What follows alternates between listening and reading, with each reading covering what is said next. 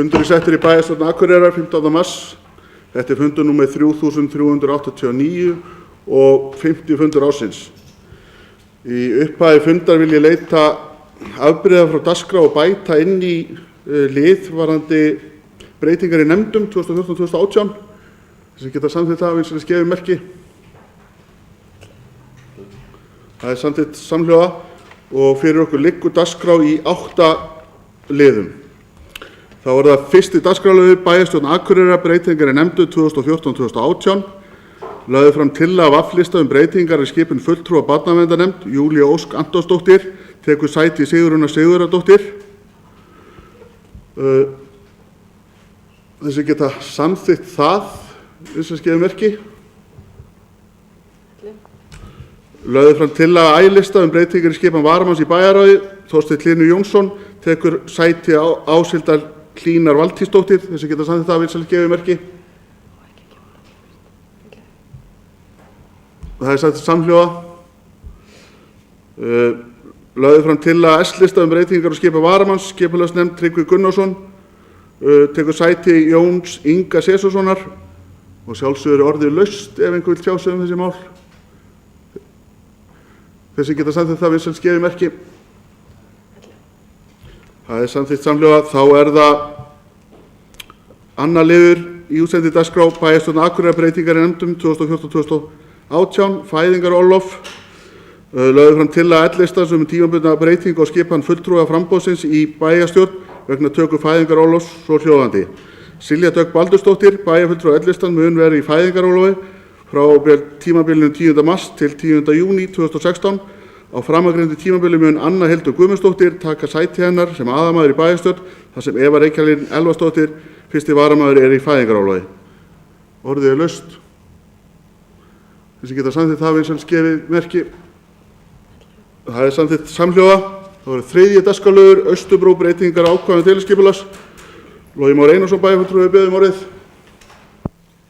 Forseti, ágætu fundarmenn.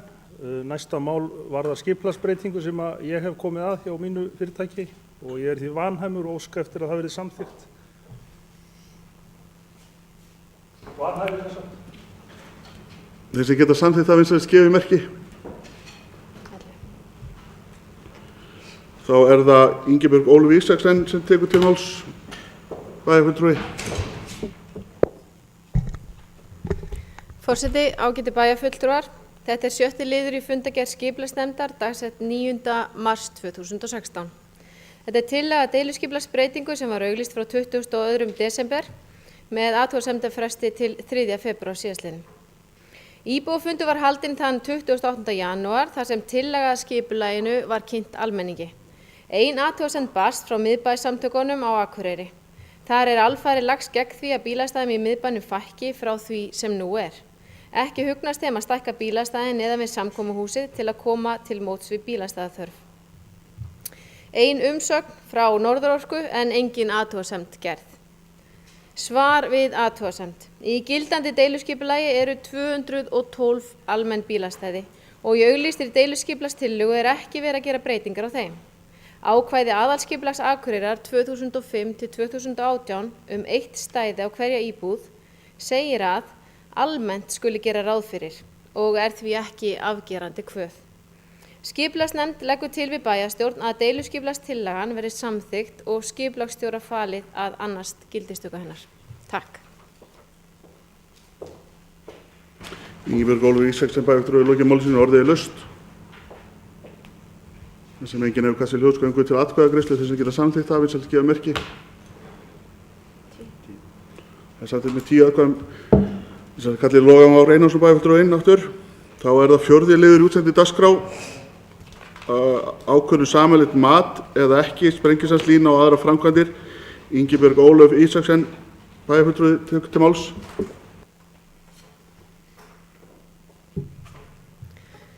Forseti, ágætu bæjarfulltrúar. Þetta 11. liður í fundargerð skipulagsnefndar frá 24. febrúar síðastliðnum.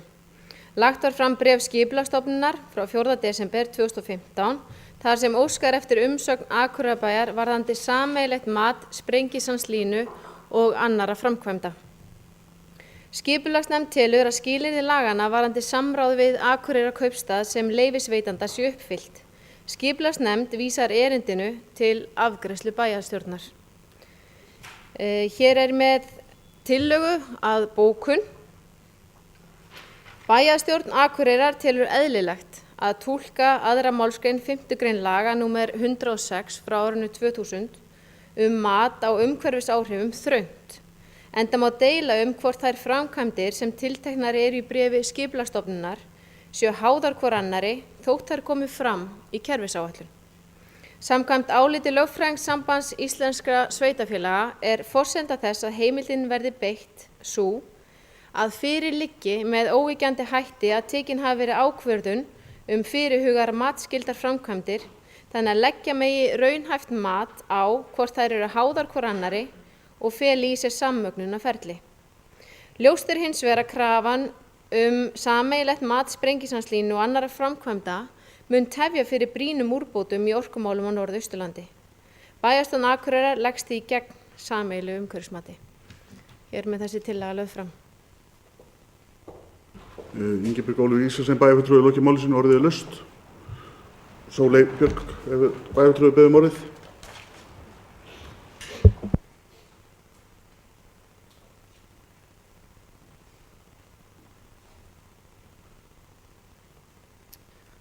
Forseti, ágætu bæjarfulltrúar. Ég ætla svona að gera grein fyrir atkvæði mínu og mig langar kannski að byrja að segja bara eins og í mörgum öðrum tilfellum sem varða orkuöflun og orkuflutning er þetta mál flókið og það eru fjölbreyttir hagsmunir undir. Það má segja að það eru hagsmunir Landsnets sem að vill flytja sem mesta orku til stórnotenda landið og jafnvel utan lands með sem minnstum tilkostnaði. Það eru hagsmunir virkjanasinna sem að virðast stundum helst vilja virkja hverja einustu sprænu í landinu og sjá engin önnur not fyrir náttúruna. Það eru hagsmunir náttúruverndarsinna sem að vilja að náttúran njóti alltaf vafans og benda á að óspillt náttúra sé að verða ótrúlega sjaldgæft fyrirbrigði í heiminum og hana með auðveldlega meta til fjár þó annars konar mat sé líklega eðlilegra. Það eru hagsmunir bæja eins og Akureyrar sem að snúa að því að fá nægilega mikið rafmagn á staðinn til að eiga fjölbreyttari möguleika í atvinnuuppbyggingu og eflingu lífsgæða íbúa sinna. Og Sprengisandslína er gríðarlega umdeild hugmynd og ég skil mjög vel að margt fólk vilji allt til þess vinna að koma í veg fyrir að hún verða veruleika. Ég hef sjálf þá skoðun að hugmyndin sé slæm og að gegn henni beri sem flestum að standa. Og það er ljóst að verði óskum sameiginlegt mat Sprengisandslínu og annarra framkvæmda sem telja má til byggðalínu framkvæmda að veruleika, mun það tefja framgang Sprengisandslínu sem er gott.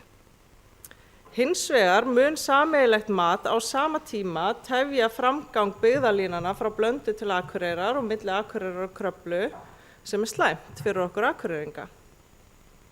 Og sem bæjarfulltrúi Akureyringa þá ber mér auðvitað að horfa til hagsmuna bæjarins, þó ekki gangi að auðvitað útiloka hagsmuni heildarinnar, enda eru hagsmuni náttúrunnar, hagsmunir okkar allra, líka Akureyringa. En þegar kemur að Sprengisandslínu þá mun ég beita mig gegn henni þegar að því kemur. En í þetta sinn tel ég ekki verjandi að fórna miklum hagsmunum Akureyrar fyrir tilraun til þess að tefja fyrir þessari ósvinnu sem ég vil bara segja, sem að Landsnet hefur lagt fram í sinni kerfisáætlun og mun kljúfa okkar ósnortina hálendi í tvennt. Enda ætti Landsnet að hafa séð sóma sinn í að vera löngu búið að styrkja byggðalínunar hérna á Norðurlandi í stað þess að eyða tíma sínum og fé og kröftum í að reyna af öllum mætti að komast hjá því að ná sátt við landsmönnum lagningu raforkukerfisins. Þannig að ég tek undir þessa bókun. Takk fyrir. Sóley Björk Stefánsdóttir bæjarfulltrúi lokið máli sínu, næst tekur til máls Gunnar Gíslason bæjarfulltrúi.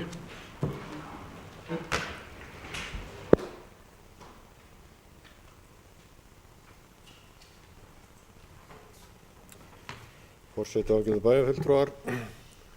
Ég ætlaði bara að koma hér upp og lýsa stuðningi mínu við þessa bókun og bara benda á það sem reynda að koma ágætlega fram í máli bæjarfulltrúa Sóleyjar að verkar að það skiptir gríðarlegu máli hvort að þessi leið verður farin að fara í sameiginlegt umhverfismat á Sprengisandslínu og þeim línu sem voru nefndar hérna, Blöndulína 3 og Kröflulínan til Akureyrar.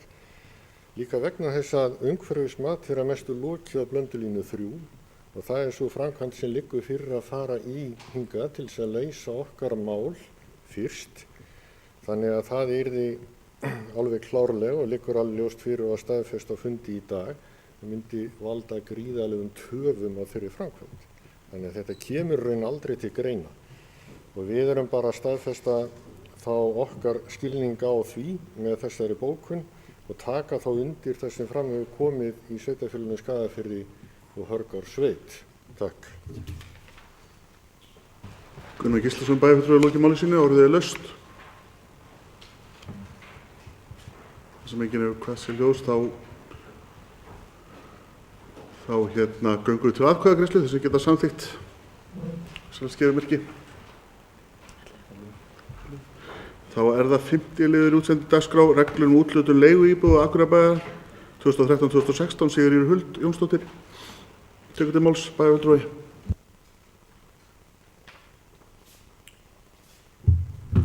Forseti, ágætu bæjarfulltrúar. Hér liggur fyrir fundargerð velferðarráðs frá 2. mars 2016. Það er drög að endurskoðun og reglur leiguíbúðir Akureyrarbæjar og sérstaklega húsaleigubætur. Þessar reglur eru til inn á fundargáttinni og þær lagðar hér fram til samþykktar í bæjarstjórn. Takk.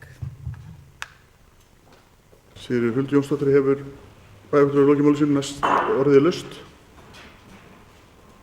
Það sem enginn hefur hvað sér ljós, göngum við til atkvæðagreiðslu þess að geta samþykkt vinsælt gefið merki. Það er samþykkt með 11 samhljóða atkvæða.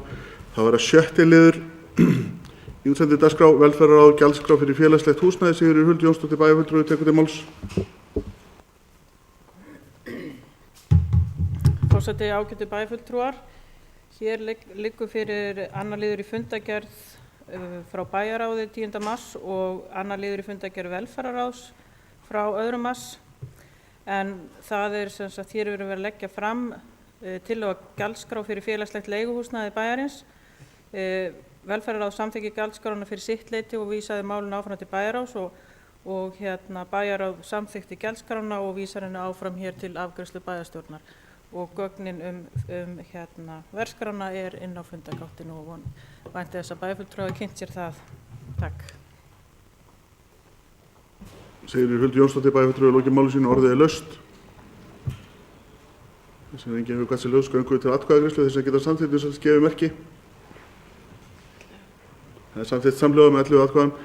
Þá er það 7. liður í útsendi dagskrá, starfsáætlun stefnuræða nefnda 2016, samfélags- og mannréttindaráð. Sigurður Óli Magni Sigurðsson, varaformaður samfélags- og mannréttindaráð, gerir grein fyrir starfsáætlun ráðsins.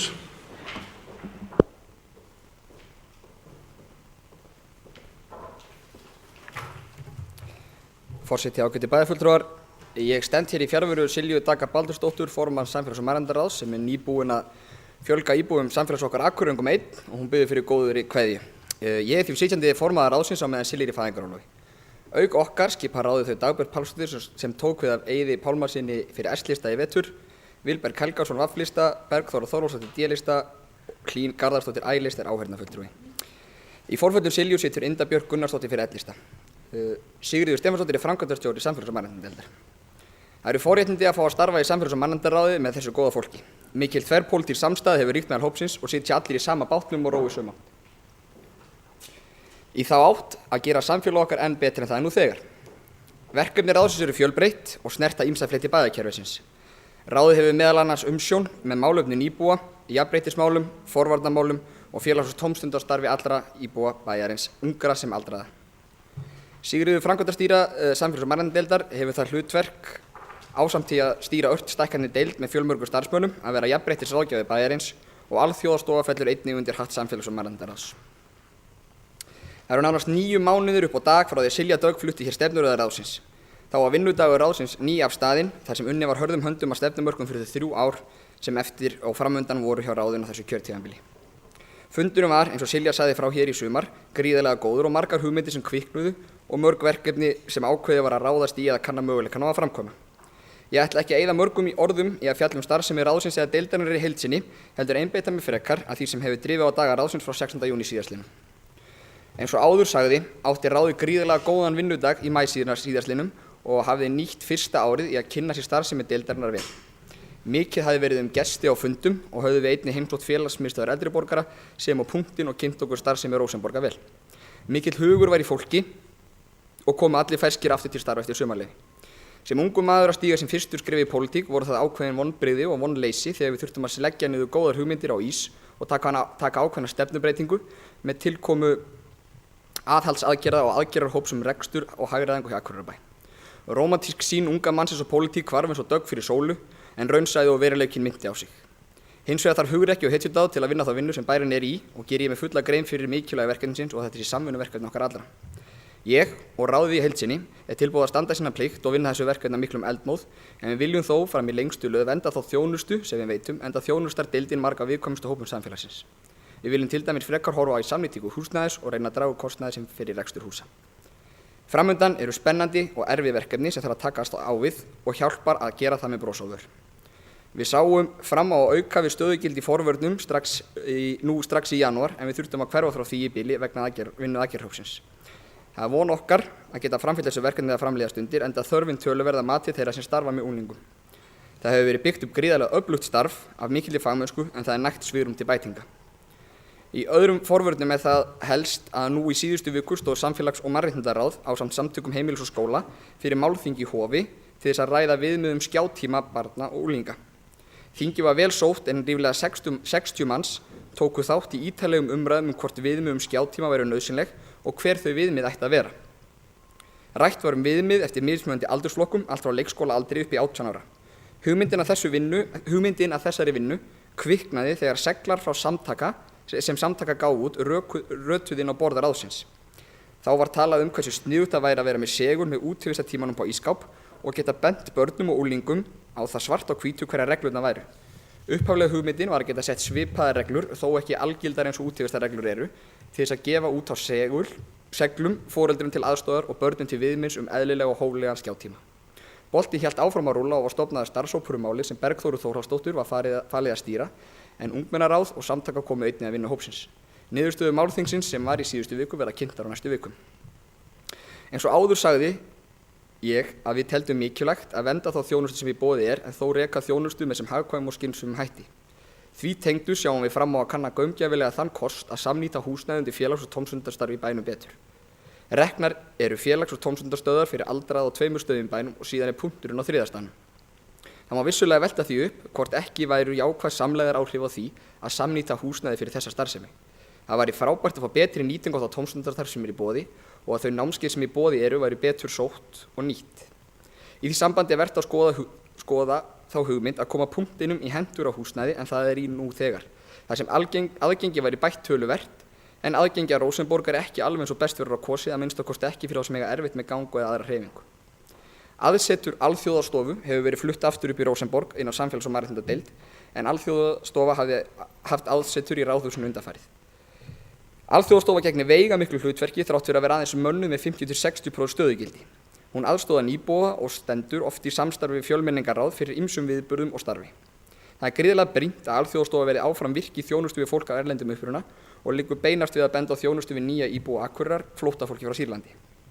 Ráðið, formaður þess og framkvæmdastjóri lögðu mikla vinnu í undirbúning að komi flóttafólksins og að taka þátt í áframhaldandi starfi sem þarf til að móttakan takist sem best og að þessi nýju íbúar finni hér það skjól og öryggi sem þeim er nauðsynlegt. Mjög góð samvinna er milli einstaka deilda bæjarins það verkefni að ógleymdu mjög veigamiklu starfi Rauða krossins, stuðningsfjölskyldna á þeirra vegum og að ótöldum fjölda einstaklinga sem voru og eru tilbúnir að láta þetta verkefni ganga sem best. Ekkert bendir enn til annars en sú von rætist. Það er oft sem ég segist vera stoltur Akureyringur en sjaldan eins stoltur og því ég segi frá því hvernig tekist hefur með flóttafólki frá Sýrlandi og það að Akureyrarbær hafi haft forystu í því að taka á móti fólkinu. Nú stendur yfir samningagerð við félag eldri borgara en samningur þess við Akureyrarbær rann út nýverið og vonumst við til að nýr samningur verði klár fyrir lok apríl. Margir góðir fundir hafa verið haldnir og miða fundum vel þessa mundir. Valdefling aldraðra okkur í ráðinu hugleikin og það von okkar að aldraðir eflist enn frekar í eigin starfi og leik og geti að einhverju leyti séð hluta félagsstarfsins síns sjálfur. Til þess að valdefling geti átt sér stað þurfum við, pólitísku fulltrúarnir, að hlusta á raddir fólksins, bæði notanda og starfsfólks málaflokksins, þannig það geti móta starfið að eigin þörfum. Samþykkt fyrir öldungaráð Akureyrarkaupstaðar var afgreidd í bæjarráði 9. júlí síðastliðinn og fundaði nýtt öldungaráð Akureyrarbæjar í fyrsta sinn nú í febrúar. Ráðið skipað 3 tilnefndum frá félagi eldri borgarar og 2 fulltrúum bæjarstjórnar. Það hún Dagbjört Pálsdóttir sem er annar af fulltrúum bæjarstjórnar sem formaður ráðsins. Hlutverk ráðsins að vera bæjarstjórn nefndum og ráðum til ráðgjafar málefni og hagsmuni bæjarbúa 60 ára og eldri. Þetta framfaraskref en ungmennaráð Akureyrarbæjar hefur verið starfandi í töluverðan tíma og reynst vel til umsagnar og ráðgjafar málefni ungmenna. Staðan á ráðinu góð núna en stundum hefur reynst erfitt að manna ráðið. Það svo að áhugi ungmenna á pólitík minni en hjá félagi eldri borgara. Hver ástæðan fyrir áhugaleysi ungmenna er önnur umræða sem ég ætla ekki út í hér í dag. Virkilega áhugavert og skemmtilegt málþing félags- og tómstundamál aldraðra var haldið í Víðilundi í nóvember síðastliðnum. Þingið var gríðarlega vel sótt og fóru fram frábærar og kraftmiklar umræður framtíðarsýn notanda á starfið. Niðurstöður málþingsins verða kynntar fljótlega en Bergljót Jónasdóttir, forstöðumaður tómstundamála, hefur verið að vinna úr því sem kom fram á þinginu. Þeir sem sóttu málþingi voru mjög ánægðir með hvernig tókst til og var strax farið að ræða hvenær annað sambærilegt málþing færi fram. Þarna komu saman bæði notendur og starfsfólk ásamt pólitísku fulltrúum og ræddu málin, hvað betur mætti fara og hvað væri gott nú þegar. Það gríðarlega mikilvægt sem flestir koma að borðinu þegar eins veigamikil starfsemi og félags- og tómstundastarf aldraðra skoðað, en oft reynast ákvarðanir góðar á pappír en slæmar í reynd. Þá var einnig málþing á vegum samtaka aldraðra á síðasta ári, enda ljóst að öldruðum mun fjölga töluvert á komandi árum og mikilvægt fyrir komandi vinnu í ráðinu og hjá bæjarfélaginu að gera sér grein fyrir þeirri sprengingu sem gæti orðið í þeim hópi sem teljast ellilífeyrisþegar. Mikil gleði braust út hjá ráðinu þegar samþykkt var í bæjarráði 25. febrúar síðastliðinn að ganga að tilboði UNICEF innleiðingu verkferla vegna barnasáttmála Sameinuðu þjóðanna. Undirbúningsvinna hefur verið í gangi í þó nokkuð tíma og hefur Alfa Aradóttir, forstöðumaður forvarna og æskulýðsmála, unnið gott starf við að gera jarðveginn tilbúinn fyrir innleiðingu sáttmálans. Ljóst var að verkefni gæti kostað nokkrar krónur og var það því mikið fagnaðarefni að bæjarráð skuli hafa samþykkt að hefja vinnu að fullu nú í lok febrúar. Framundan mikil vinna enda sáttmálinn ítarlegur og með það að leiðarljós að setja börn í fyrsta sæti og að þeim skuli aldrei brotið. Í nóvember fór stór hluti ráðsins akandi austur til Egilsstaða og sótti þar landsfund jafnréttisnefndar sveitarfélaga. Fundur var mjög fróðlegur og vakti mann til umhugsunar ýmsu málefni tengd jafnrétti og þá aðalega jafnrétti kynjanna. Mikill eldmóður einkenndi meðlimi ráðsins í bílferðinni á leiðinni heim og voru við komin aðeins lengri í huganum en mögulegt var og er. Akureyri til fyrirmyndar, reyndar eins og Ísland, ef þannig á það horft, í jafnréttismálum. Ég geri það ekki vana mínum að leggja öðru fólki orð í munn en ég tel að Sigríður, framkvæmdastjóri deildarinnar og jafnréttisággjafi bæjarins, væri til í að geta sinnt jafnréttismálum enn betur en sökum margra og fjölbreytta verkefna er það ekki alltaf hægt. Við búum þó svo vel að hafa jafnréttisstofu staðsett á Akureyri og okkur hæg heimatökin að leita þangað eftir ráðgjöf eða öðru slíku. Jafnréttisstofa hrósaði samfélags- og mannréttindaráði Akureyrarbæjar mikið eftir landsfundinn á Egilsstöðum en aðeins mættu 29 fulltrúar á fundinn frá 11 sveitarfélögum, þar af 4 frá Akureyri. Landsfundur jafnréttisnefndar skoraði á sveitarfélög að láta jafnréttismálin ekki líða fyrir hagræðingar og fjárhagslega þrengingar. Þá vildi fundurinn einnig skora á sveitarstjórnir að nýta verkfæri kynjaða fjárhagsgerðar og það mikill sómi að segja frá að sú vinna hafin á Akureyri. Bæjarstjórn og bæjarráð hafa ákveðið að standa við bakið á og taka þátt í að nota þessa aðferðafræði. Það einmitt nauðsynlegt að yfirstu bæjarins sé í forystu vinnubrögð og nýjungar þessu tagi. Það var einnig ánægjulegt að segja frá því að ný jafnréttisstefna fyrir Akureyrarbæ var samþykkt í bæjarstjórn 19. janúar síðastliðinn. Mikil vinna liggur að bak við stefnunni sem í senn bæði skýr og kjarnyrkt.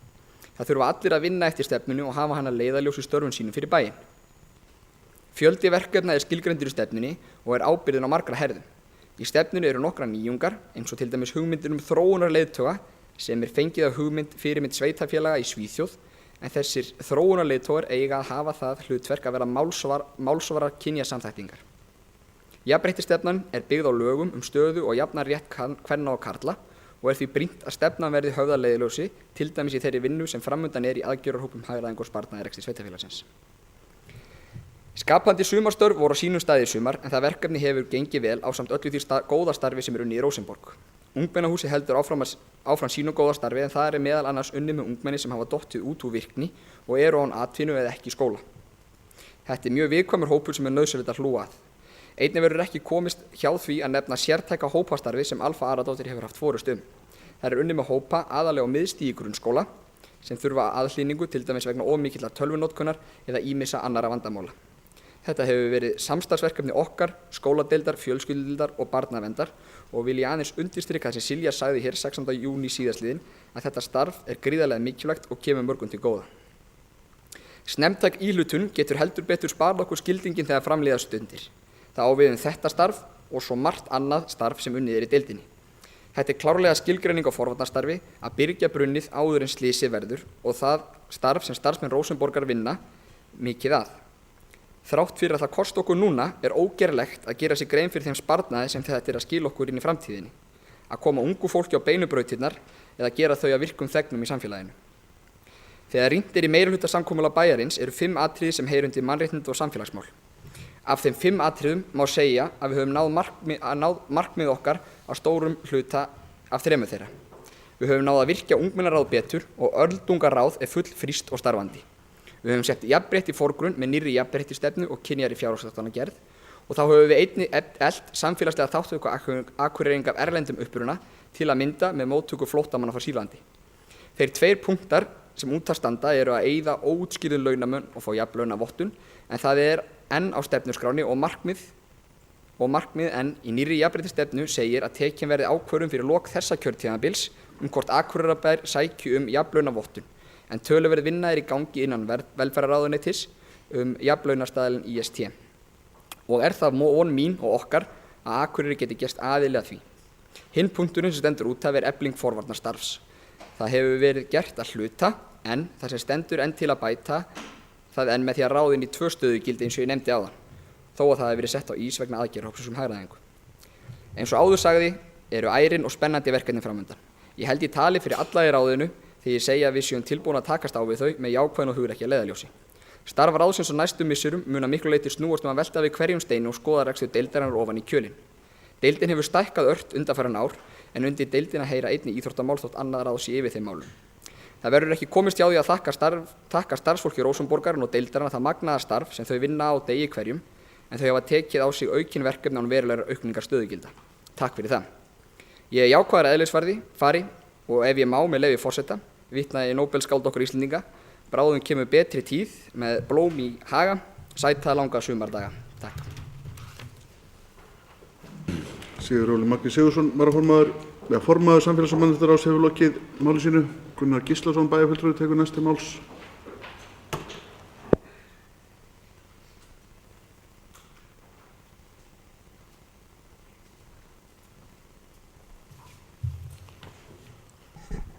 Forseti ágætu bæjarfulltrúar.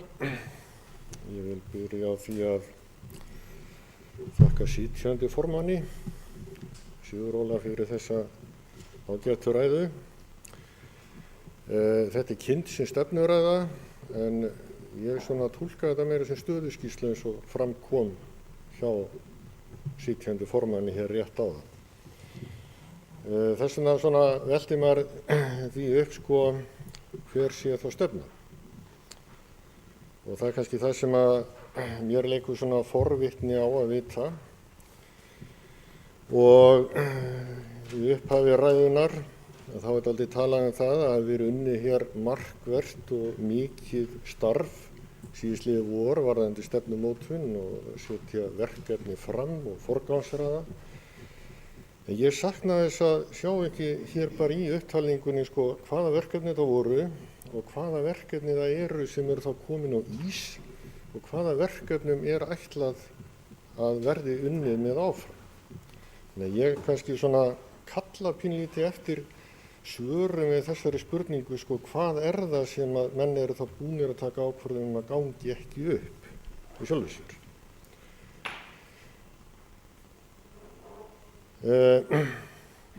Síðan sko finnst mér skipta gríðarlega miklu máli að við svona fáum upplýsingar í svona yfirferð það hver staðan í forvarnarmálunum er.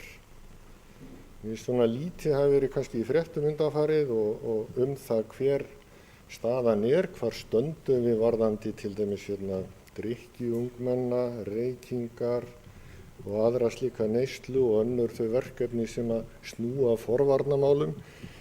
Ég veit að það kom upp og var samþykkt í bæjarráði viðbótar stöðugildi inn í þennan málaflokk til að takast þar á við ákveðin verkefni sem menn höfðu miklar áhyggjur af hvernig væri að þróast. Og það liggur fyrir núna, það er náttúrulega búið að stoppa ráðningu á fólki í þessar stöður allavega í bili og þá er spurningin sko hvar stöndum við gagnvart þessum verkefnum í dag? Hvað er verið að vinna í þessu eða hefur við verið að slegja á frest? Hvaða áhrif hefur þetta?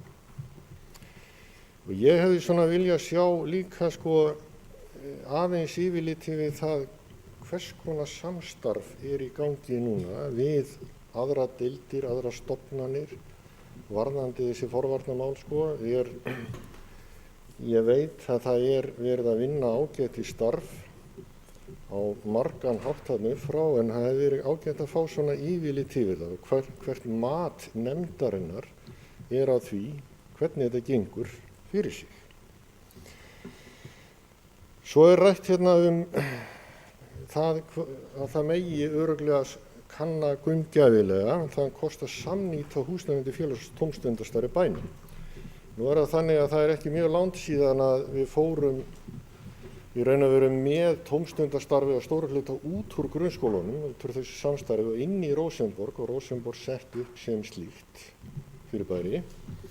Og ég hef svona gaman að vita og fá fram kannski hvað er það sem menn er að velta fyrir sig þarna. Við erum að tala það að stíga tilbaka og fara að reyna að efla þetta samstarf frekar út í skólanum eins og er reynda norðan ár en ekki sunnan ár. Og varðandi punktinn hafa menn einhverja hugmyndir til dæmis það hvað á að gera við það. Nú hefur verið rætt aðeins það að punkturinn gæti átt samlegð með félagsstarfi aldraðra sem dæmi. Er það eitthvað sem að menn eru þá að skoða í dag? Menn hafa velt í fyrir sér að fara með hana hluta eða einhverju leyti upp í Víðurlund hef ég heyrt. Er það eitthvað sem er á döfinni? Ég veit að það er allavega samkvæmt svona pælingu sem við áttum í gær á fundi öldungaráðs, þar sem ég sitt sem fulltrúi bæjarstjórnar, að þá er alveg opið fyrir það hálfu aldraðra að eiga samleið með sér yngra fólki í félagsstarfi. Og spurningin er þá, er það eitthvað sem við erum að pæla í eða skoða svona markvisst? Hvernig megi auka og ná þá fram meiri hugsanlega samleið á búnaði, tækjum, húsnæði og starfsfólki, bara sem dæmi. Nú, málefni flóttafólks, þar hefur bara greinilega tekist bara mjög vel til og það mál virðist nú bara verið mjög góðum farvegi, það er gott að heyra það.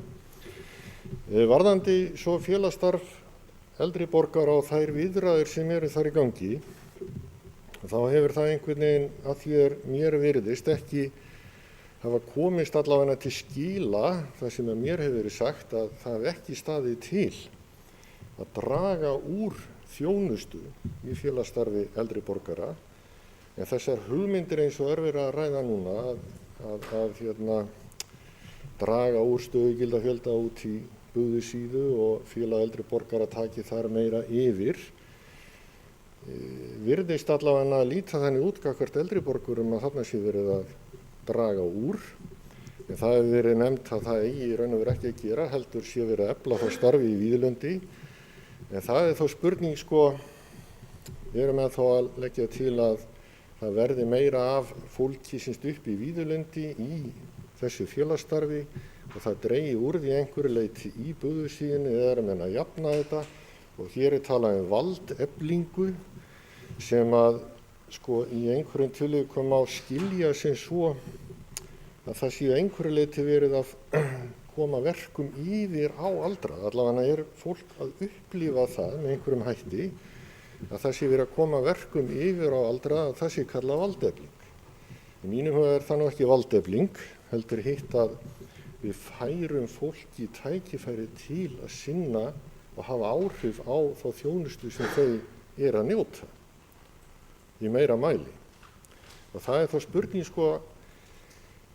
í mínum huga, miðað við þessar pælingar, þessar grunnhugmyndir sem eru lagðar til, eða grunnforsendur og sjónarmið Akureyrarbæjar, þau nógu skýr í þessum viðræðum? Það mín tilfinning að svo sé ekki. Og það þurfi að skerpa á þessum skilningi þannig að það sé að ná svona góðri sátt það að halda áfram úti þessum 2 félagsmiðstöðvum. En spurningin bara hvernig það verið gert. Það hefur líka verið í markmið í samningum við eldri borgara að þeir sinni í meira mæli eða komum í meira mæli að því að reka sitt félagsstarf sjálfir í samstarfi við bæinn. Það hefur ekki gengið eftir og hefur reyndar komið fram að það kannski félag eldri borgara hefur verið tvístígandi hvað það varðar því að þetta ansi mikið uppbrot á þjónustunni ef af því yrði. Hins vegar spurning hvort að þetta megi ekki útfæra í samkomulagi við eldri borgara svona í þrepum þannig að maður stígi inn í þetta hægt og rólega. En þarna held ég að það þurfi með einhverjum hætti allavega að taka málin og skoða þau betur og það var reynda bókað í öldungaráði í gær, bókun sem var einmitt á þá lund að menn þyrfti að setjast niður og allavega ná samkomulagi og sameiginlegum skilningi eins og ég skildi til þess að koma sér að einhverju sameiginlegri niðurstöðu. Aðeins varðandi ungmennaráði sem sagt að sé búið að virka betur, þá spyr ég hvernig. Það náttúrulega með ungmennaráði þegar maður fyrir að skoða heimasíðu Akureyrarbæjar af því að það sagt að það séu birtar fundargerðir. Það strax komið flipið fyrir öldungaráðið á heimasíðuna og fundargerðir öldungaráðs en ekki ungmennaráðs sem þó búið að vera til býsna lengi. Ég að gamalli reynslu held að það vanti ansi mikið upp á það að ungmennaráðið hérna á Akureyri sé virkjað og raunverulegan hátt þannig að það sé með raunveruleg verkefni og við séum að fá þau hérna á borð. Ég var einmitt að velta því fyrir mér daginn hvað höfum við fengið hérna á borð bæjarráðs eða bæjarstjórnar frá ungmennaráði. Ég hef bara fann ekki til þess að ég hef séð það. Og það þá eitthvað sem við þurfum bara aðeins að velta fyrir okkur. Þessi jafnréttismálin hérna á Akureyri hafa lengi verið ágætum málum og verða þá vonandi áfram. Einhver sagði hérna fyrir kosningabaráttuna að Ísland væri jafnréttasta land í heimi og einhver hafði orð á því að Akureyri væri þá jafnréttasta sveitarfélag í heimi. Því það væri jafnréttasta sveitarfélag á Íslandi. Og það getur vel verið en ég held að sé full ástæða til að vera vakandi í þeim efnum og halda því áfram og ég hef trú að það sé svo sem verið að gera.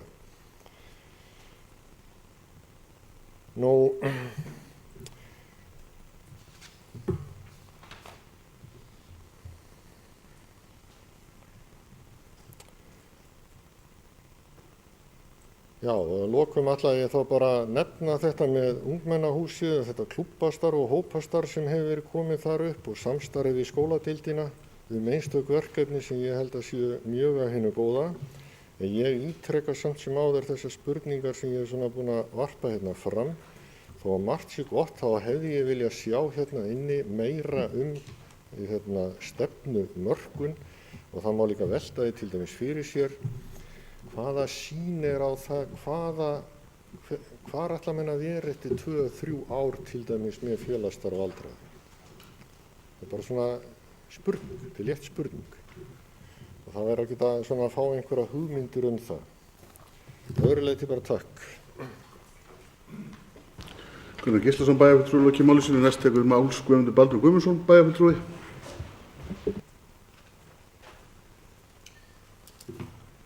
Forseti, ágætu bæjarfulltrúar.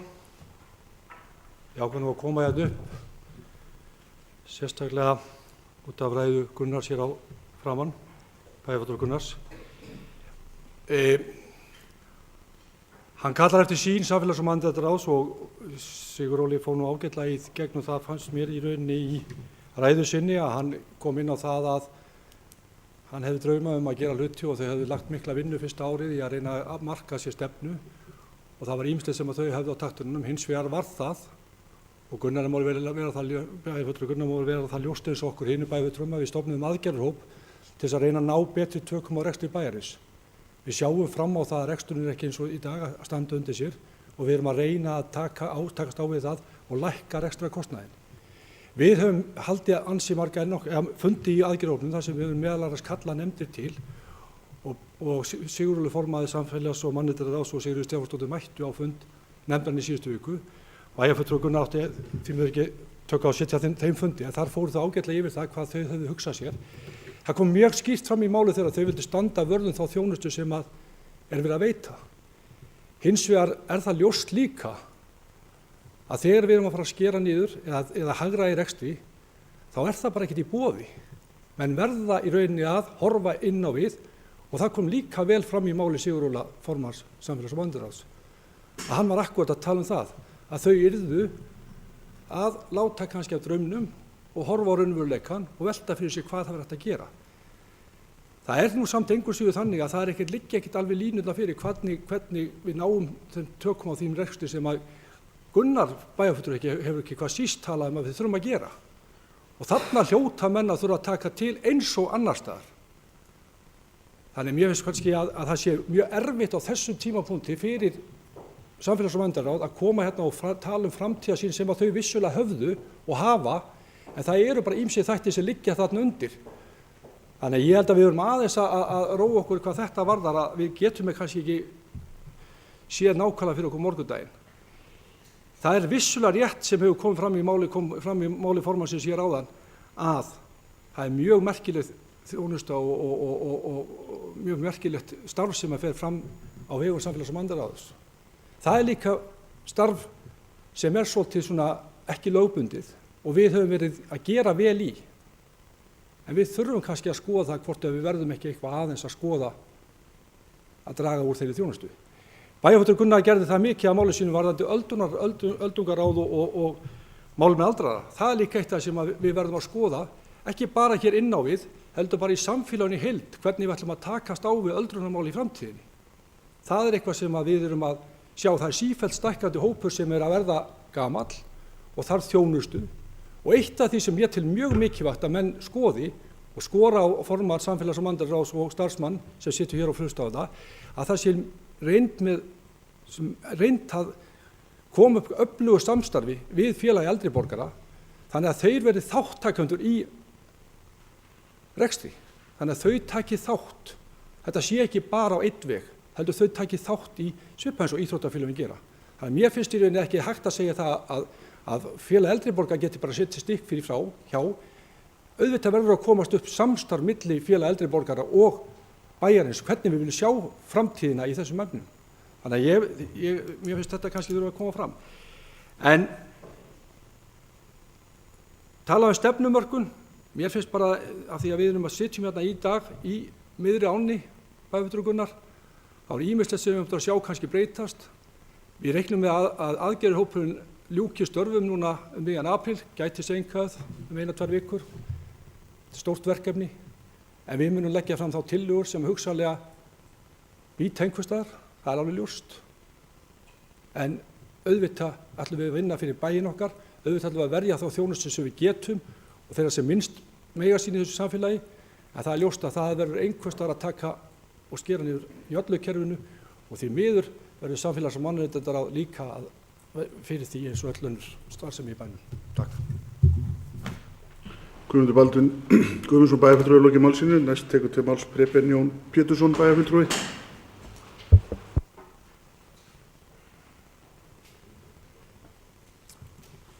Forseti, ágætu bæjarfulltrúar. Ég vil byrja á að þakka Siguróla fyrir ágætisræðu. Það er svo sem alveg hægt að endurhugsa kannski hugmyndarfræðina á bakvið þessar stefnuræður. Ég get svo sem alveg tekið undir margt sem Gunnar segir hvað það varðar upp á framtíðina, en ég gerir mig líka alveg grein fyrir því að í hverju stöðu við erum í dag og svona samfélags- og mannréttindaráð, þetta er nú ákveðin regla og samtökur í hinar nefndirnar líka, tekur á ýmsa þáttum sem móta samfélagið þegar við aðrir taka stefnumörkun og passa upp á við ekki förum ekki út á sporinu. Ég vil byrja á að þakka Samfélags- og mannréttindaráði og Akureyrarbæ fyrir frábærlega vel unnið starf varðandi móttöku flóttamanna. Ég tek undir orð formanns að ég er bara stoltur Akureyringur hvað það varðar. Okkur hefur tekist vel þar upp. Mér langaði aðeins að koma inn á jafnlaunavottunina. Ég vona sannarlega að við förum bara hratt í það og láta það vera svolítið forgangsmál hjá okkur í ykkar vinnu. Við vildi gjarnan sjá það gera hratt. Ég man eftir þegar voru að gera stefnuna jafnréttis og jafnrétti kynja og annað og jafnréttisstefnun okkar. Þar komu fram í þeirri vinnu að væru örlítir launamunur enn til staðar. Það sló mig örlítið, þetta var svo lága tölur. Það er svona að ég vil að menn færi bara inn og lögu það strax. Það hlýtur að hafa verið einhver nöfn þarna á bakvið sem hætti að vera að laga strax og við hefum bara verið stolt af því að geta sýnt fram á jafnlaunavottun. Og það er eitthvað sem held ég sé bara fyrsta mannréttindin sem við hefum að berjast fyrir í því. Mér langar aðeins að tala Rósenborg og spyrja formanni varðandi Rósenborg og tónstundarstarfið sem þar er unnið. Hvort að Rósenborg og staðsetning Rósenborg, hvernig hún er að þjóna tónstundarstarfi í öllum bænum. Mín tilfinning er svona að þetta þjóni brekkunni miklu meira og þorpi verði svolítið út undan, bara út af staðsetningunni, ég veit að þið viljið vel, en hvort að þetta sé ákjósanlegasti staður fyrir tónstundarstarf á Akureyri, þar sem þetta er kannski á miðri brekku og hvort þau þetta sjá fyrir sig að gera þetta með einhverjum öðrum hætti. Ungmennaráð og kom svolítið inn á öldrunarráð og ég finnst það vel það sem við erum að gera þar. Ég er sammála því að ungmennaráð við megum nýta það miklu betur og þeir þættir sem ungmennaráð hefur komið að hafa allir komið mér óvart. Ég einhvern veginn gerði mig hugleiðandi að þeir ætli sér eitthvað allt annað. Ég man eftir einu máli þegar skólanum baði að fjalla spjaldtölvur og innleiðingu á spjaldtölvum að við fengum allt annað svar heldur en við bjuggumst við að fá. Og sjálfsagt hefði við bara gaman og gott af því að vera duglegir að heimsækja ungmennaráð. Kannski var það eitthvað sem mætti endurhugsa. Forvarnastarf, við vitum öll mikilvægi forvarnastarfi og ég óska bara vona það að við setjum svolítið kraft í það að ýta forvarnastarfi áfram. En ég skil líka alveg aðstöðunum sem við erum í. En annars bara takk fyrir. Jón Pétursson bæjarfulltrúi lokið máli sínu. Næst tekur til máls Sigríður Huld Jónsdóttir bæjarfulltrúi.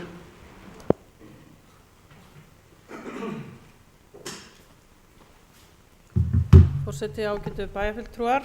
Ég vil byrja á því að þakka formanni Samfélags- og mannréttindaráðs fyrir sína ræðu hér áðan, margt þar sem að kom fram.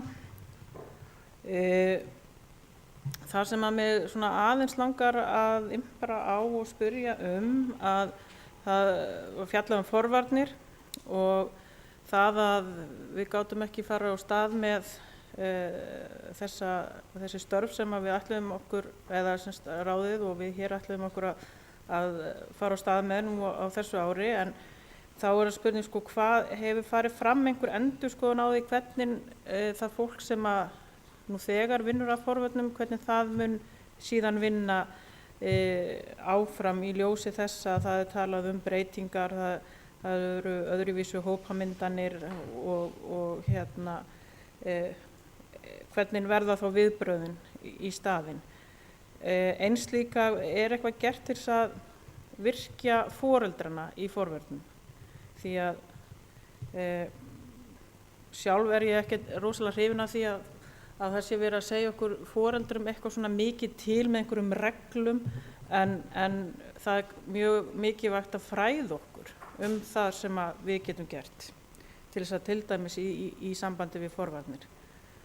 Og ég veit ekki alveg, þú kannski getur útskýrt það, Sigurður Óli, betur, það kom fram í máli bæjarfulltrúa Gunnars hérna áðan að forvarnarstarfi væri ekki í miklu samstarfi við skólana. Ég hafði ekki áttað mig á þessu og ef svo ætti það ekki að vera, kannski einhver misskilningur hérna hjá mér. Bara tek undir það sem hefur komið hér fram í sambandi við móttöku á flóttamönnum og við teljum það að þetta sé að takast mjög vel og ég held að það sé engin vitleysa. En það er líka margt framundan. Þessir einstaklingar eins og fjölskyldur eru bara búin að vera hérna í 2 mánuði og var sjálf fékk heimsókn frá 3 verðandi nemendum á mínum vinnustað í heimsókn í dag. Mjög líflegir og glaðir krakkar, þetta brúnt fólk. En ég held að við verðum líka að vera mjög vakandi fyrir því að ég held að eigi eftir að koma fram eitthvað sem við erum ekki að sjá kannski akkurat núna. Gleðin yfir því að vera komin út úr þessum ömurlegu aðstæðum að örugglega enn það mikil að ég held að eigi eftir að koma eitthvað fram og því er mjög mikilvægt að virkja bæði það fólk sem að vinna með þessum einstaklingum núna og að alþjóðastofan að starfsemi hennar sé tryggð. En við getum örugglega þakka bæði nefndum og ráðum og jafnvel okkur hér í bæjarstjórn fyrir þessa móttöku og hversu vel hefur tekist, en ég vil nú nota tækifæri til þess að þakka sérstaklega þeim bæjarbúum og Rauða krossinum og fleiri félagasamtökum sem tóku virkilega mikinn þátt í þessari móttöku og eru að sinna mörgum þessum verkefnum sem snúa móttökunni með miklum sóma og mikilli manngæsku, vil ég segja. Nú það er búið að ræða svolítið félagsstarf aldraða og ég vil nú taka undir það sem að Sigurður Óli sagði það að það sé verið að nota valdeflingu. Ég held að aldraðir vilja ekki bara vera einhverju þiggjendur, sérstaklega aldrað fólk sem í félagsstarfi. Þetta eru einstaklingar sem eru þokkalega heilsuhraustir, þeir hafa getu og tíma til að gera ýmislegt sjálfur og vilja það oft á tíðum sjálfur að þeir séu þátttakendur og fái að koma að því hvað er í gangi í því félagsstarfi sem þeir eru að sinna, og þó að þau taki til hendinni líka. Mér finnst það bara ekkert óeðlilegt þegar fólk hefur heilsu til þess. Og ég held að við séum ekkert að færa verkefni yfir á þennan hóp, heldur að við erum að færa þeim verkefni sem þau ráða við. Nú síðan annað sem kom fram í ræðu formanns var ungmennaráðið.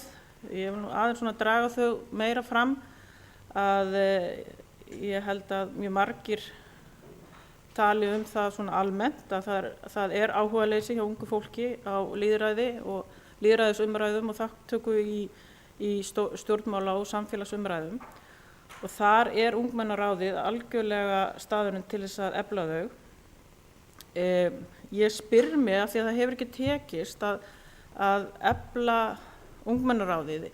Erum við ekki að gera nóg mikið inn í skólunum til þess að fá þess að krakka áfram, eða er þessi tenging sem er á milli skólana og ungmenn, þar sem að gerast í Rósenborg, er hún ekki nógu mikil, þannig að þeir nemendur í grunnskólanum og þeir sem hafa áhuga, þeir kannski viti ekki af þessari leið eða sjá hann ekki sem tækifæri til þess að halda áfram með það sem þau vilja hafa áhrif á. og ég veit til dæmis bara það að í 8. bekk í Giljaskóla núna í vetur að þar hafa nemendur, og þetta er verkefni sem að Giljaskóli hefur gert í nokkur ár, að það er verkefni þar sem þau þurfa að vinna, þau áttu svona að rýna í nærsamfélagið bara sitt hverfi, hvað vilja þau bæta og þau áttu að skrifa grein og segja frá hvað þau vilja.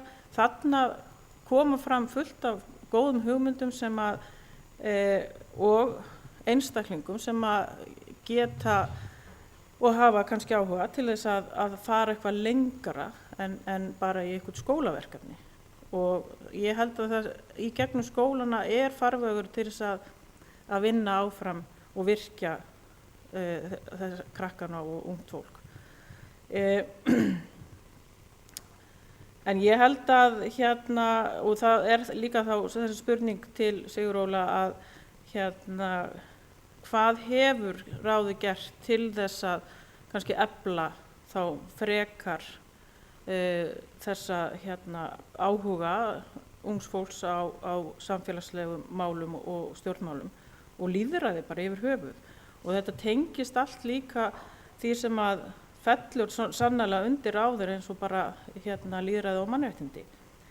Og ég starfa sjálf mikið með ungu fólki og ég verð alveg var við þetta áhugaleysi og ég sjálf börn sem eru svona komast á úlingsár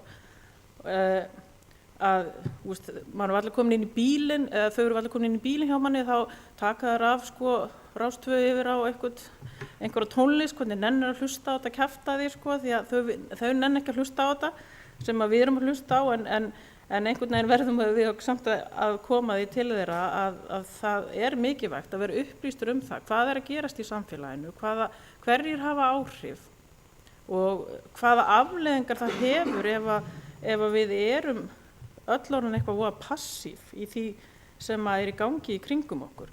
Og við vitum alveg að þau alveg óhikað íta endalaust á einhverja like-takka á þess að vera kannski endilega alltaf upplýst það hvað þau eru að segja mér finnst þetta æðislegt að mér líka við þetta. Það bara læka það því að allir hinir gerðu það. Og þau eru meira þess að tilbúin til að skrifa nöfn sín undir ýmsa lista þar sem að á þess að vita eða spurja undir hvað þau séu að skrifa. Og þetta er hlutur sem að bæði við sem foreldrar og við sem bæjarfélag sem eru með nemendur inn í skólakerfinu hjá okkur í að minnsta kosti 10 ár í grunnskóla og 4 ár í leikskóla að ef við erum að skila þannig út að þau átti sig ekki á sínum hafa ekki svona lýðræðislega vitund eða vitund á því hvað er mikilvægt að þau taki þátt í samfélags umræðum. Og það er eins og til dæmis með skjátíman að þú þarft ekki að vera lengi á netinu til þess að vera búin að gera alls konar rugl og vesen. Það snýst ekki bara það hvaða tíma þú ert í tölvunni heldur hvað þú ert að gera og að við séum þá frekar upplýst það. Hvað er barnið þitt að hlaða niður í tölvunni eða símann sinn? En hvort hann í símanum í hálftíma eða 3 tíma, það kannski er ekki endilega það sem skiptir bara máli, hitt gerir það líka. En sem formaður í velferðarráði þá sé ég og veit að það eru mörg verkefni sem að tengir okkur við samfélags- og mannréttindaráð og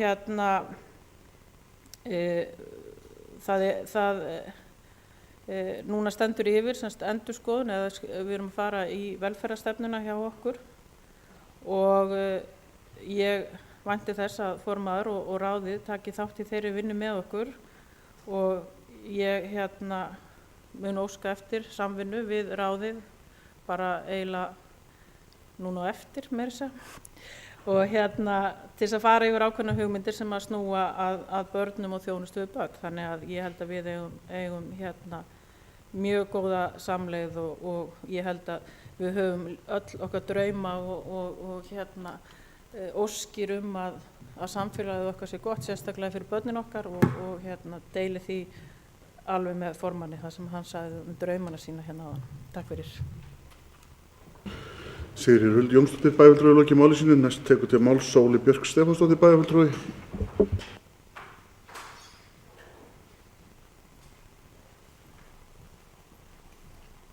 Forseti, ágætu bæjarfulltrúar. Ég vil nú þakka formanni Samfélags- og mannréttindaráðs fyrir sína framsögu, en ég tek undir svo sem vangaveltur bæjarfulltrúa Gunnars að þetta er kannski meira svona stöðuskýrsla heldur en svona stefnuræða. En auðvitað eins og bæjarfulltrúi Guðmundur Baldvin benti á, þá náttúrulega erum við í þannig vinnu núna að eiginlega eru kannski allar stefnuræður svolítið bara í lausu lofti svona næsta mánuðinn. En ég fór líka að velta fyrir mér því að þetta sé málaflokkur og ég held að við erum svona tiltölulega sammála að þetta sé mikilvægur málaflokkur, en þá er þetta ekki lögboðin þjónusta, minnst af því sem að framfer í Samfélags- og mannréttindaráði og deild er kannski lögboðin þjónusta og maður velti fyrir sig hvers vegna ekki. Þessi sýnir kannski mitt svart á hvítu valdaleysi þeirra sem að málaflokkur snýr að. Og ég segi bara að þeim mun mikilvægara að við stöndum með þessu fólki og stöndum vörðum hagsmuni þeirra og valdeflum eins og við erum komið hérna inn á til þátttöku í lýðræðissamfélagi. Og í síðan framhaldi af þessu, þá fer ég að velta fyrir mér nú er Íbúðastofnun Öldungaráð sem er búið að funda 2 ára á stuttum tíma sem er bara frábært og það er einmitt bara 3 svar, ég greinilega mista einum. En þar er fólk sem greinilega vill nýta sína reynslu og þekkingu, hefur tímann og orkuna og áhugann og allt þetta, sem er alveg frábært. Í þessu ráði sitja tveir bæjarfulltrúar. Í ungmennaráði situr ekkert einasti bæjarfulltrúi. Hvers vegna ekki? Er það eitthvað ómerkilegra eða? Og talandi það, af hverju hefur ungt fólk ekki áhuga á lýðræði? Kannski, ég bara segja, ég er ekki að dæma neitt, en kannski upplifir að þetta sé bara eitthvað sýndarlýðræði, einhver sýndarþátttaka. Og mér finnst bara mikilvægt að þetta sé gert almennilega. Og ég til dæmis, vissi nú kannski ekki endilega af þessari umsögnum spjaldtölfur sem að hefði komið frá ungmennaráði, en ég finnst, ég hef búin að sitja í tæplega 2 ár í bæjarstjórn, mér finnst ég bara ekki heyra frá þessu ungmennaráði. Við erum aldrei að tala um það er aldrei einhverjur umsagnir, ég sitt bara í einni nefnd og atvinnumálanefnd og hún hefur ekki vísað neinu til ungmennaráðs eða öldungaráðs eða fjölmenningaráðs sem ég vissi eiginlega ekki verið til. Verði ég viðurkenna og fór nú bara að googla þar sem ég satt í sætinu mínu og fann ekkert. Ég fann svona eitthvað fjölmenningaráð Reykjavíkur, þar sem er kosið fullt í ráðið, þar sem sitja 2 eða 3, ég man það ekki, kjörnir fulltrúar. Ég veit ekkert eina sem kemur upp fjölmenningaráð Akureyrar er að þau hafa haldið mataveislur, sem er æðislegt, alveg frábært framtak og ég er búin að fara á þessu mataveislur og þær eru alveg snilld. En ég meina þetta er ekkert raunverulegt ráð. Þannig að ég held að við ættum nú aðeins að reyna að hysja buxurnar af því að þetta kostar ekkert endilega mikið. Og taka þessi ráð alvarlegar, gefa þeim auknar hlutverk og svo náttúrulega ef við tímum að því að lýðræði er nú dýrt og lýðræði er vesen og það allt saman. Ég myndi vilja sjá fulltrúa bæði ungmennaráði og öldungaráði bara inn á sem áheyrnarfulltrúa í öllum nefndum. Og þess vegna bara sem eiga sæti í bæjarstjórn. Ég meina það er bara hægt að gera miklu betur. Og þetta er svona helstu vangaveltu mínar kannski í þessu. Þetta er svona ýmislegt smálegt og bráðum kemur betri tími blóm í haga, ég er ekki viss. Lítur ekkert rosalega vel út bara svo ég slái það nú niður strax. En þeim mun mikilvægara er að marka stefnu í málaflokknum. Og síðan langaði mig bara að spyrja verandi aðgerðaráætlun gegn kynbundnu ofbeldi sem er útrunnin og ég veit að það er bara hellingsvinna að gera nýja en hefur Samfélags- og mannréttindaráð farið yfir áætlunina og farið yfir aðgerðirnar og hvort að þær aðgerðir sem hafa verið tilteknar hafa farið til framkvæmdar því að það eins og við tölum held ég í hver skipti sem við tölum aðgerðaráætlun og stefnu í þessum sal að þá held ég að ég og fleiri komum upp og minnum á það er svo mikilvægt að fylgja því eftir að það sé raunverulega gert það sem við ætlum að gera. Þannig að mér langaði bara að spyrja, er búið að fara yfir þetta? Ég er ekki með meira í bili. Jú, eitt sem ég langaði að spyrja, sem ég veit ekki alveg hvort er við hæfi, en þú veist, ég verð þá bara skömmuð herra forseti.